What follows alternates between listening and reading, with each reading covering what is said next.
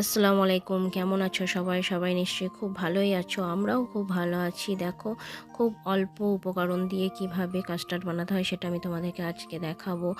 দেখো, আমি এখানে 500 গ্রামের মতো দুধ নিয়ে নিয়েছি এবং সেই দুধটা হালকা গরম করে নিয়েছি। আর এখানে আমি ভ্যানিলা ফ্লেভারের কাস্টার্ড নিয়ে নিয়েছি 3 চামচের মতো, এবং দুধও দিয়ে নিচ্ছি একটু বড় চামচ, 4 চামচ থেকে একটু বড় চামচে 3 চামচ।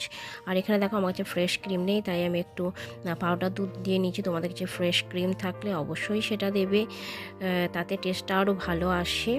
আর এই চামচটা দেখো, এই চামচ 2 চামচের মতো আমি চিনি দিয়ে নেবো, সেটাও আমি ভালো করে দুধের সঙ্গে মিশিয়ে নেবো। তারপরে যে কাস্টার্ড গোলানো যে দুধটা ছিল সেই দুধটা দিয়ে নেবো। দেখো, সেই দুধটা দিয়ে নেওয়ার পরে ভালো করে মিশিয়ে নিতে হবে এবং এইভাবে নাড়াচাড়া করতে হবে। তারপর আমি একটু দেশি ঘি দিয়ে নিলাম, এতে আরও ফ্লেভারটা সুন্দর আসে। আমার কাছে 5 রকমের বাদাম ড্রাই রোস্ট করে আপনাদের জন্য গুঁড়িয়ে রাখা ছিল, আমি সেটাই দিয়ে নিয়েছি। তারপরে আমি এখানে একটা অ্যাপেল নিয়ে নিয়েছি। অ্যাপেলটাকে দেখো এরকম টুকরো টুকরো করে কেটে নিয়েছি। আমি এখানে আপেলই ব্যবহার করেছি, তোমরা চাইলে যে কোনো মিষ্টি জাতীয় ফল ইউজ করতেই পারো।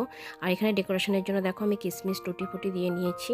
আমার ভিডিও যদি তোমাদের ভালো লাগে অবশ্যই লাইক করবে, শেয়ার করবে, সাবস্ক্রাইব করবে। টাটা।